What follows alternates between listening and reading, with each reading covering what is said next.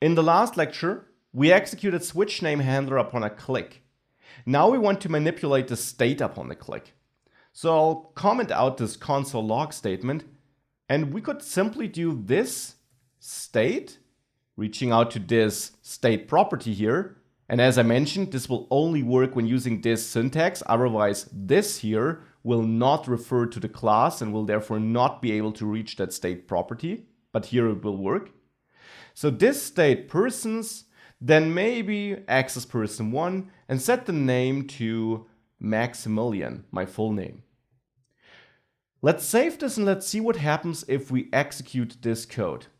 We already get a warning here, but let's ignore it for now and let's click switch name. Nothing changes, we still see Max here. Well, as I said, we do get a warning about this. We shouldn't mutate, which means change, the state directly like this. React will not recognize that and will not pick up this change. So don't do this. Instead, use a special method React gives you. You also access this with this, and then it's setState. We haven't defined this method, but remember that we extend component. And this is made available by the React library. And the component object happens to have a setState method. This is a method which allows us to update this special state property here, and it will then ensure that React gets to know about this update and updates the DOM. setState takes an object as an argument, and it will merge whatever we define here with our existing state.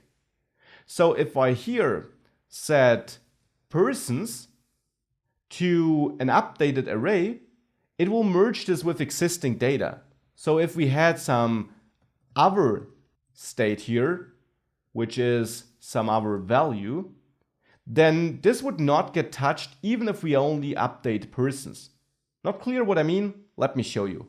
I'm copying persons and I'm basically adding this as a property in the object I'm about to use as my update here.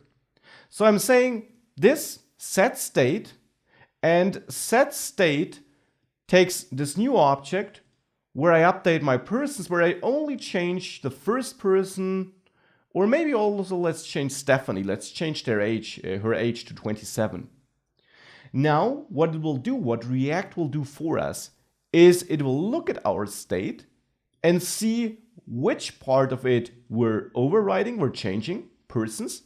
It will not discard our state, but it will simply merge the old state with the new one. We'll override persons, since we clearly define a new version of persons here, but we'll leave our state untouched, because we're not saying anything about it here, and it will not discard it, which of course is a good thing. You don't want to have to update everything about your state whenever you want to change only a tiny piece about it. So with that, let's now see what happens if we save this file. If we save it now and reload the app, and I click switch name, watch Max, and watch 26 years old down there. You see that? It's Maximilian and 27 years.